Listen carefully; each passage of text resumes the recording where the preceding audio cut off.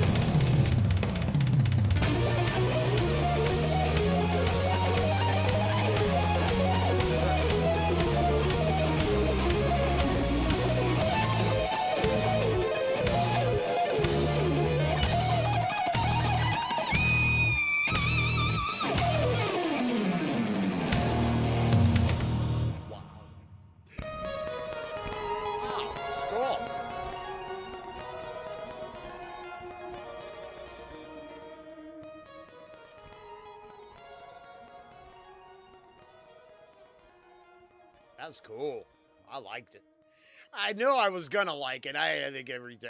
I'm I'm not no super fan. I'm not a super fan of anything. I guess my family, my loved ones, my pet, right? My cat. Now I love music, but this little fluffy life right here laying on the couch takes precedent over any sort of entertainment. I'm grateful I live in a world where we have time to be entertained.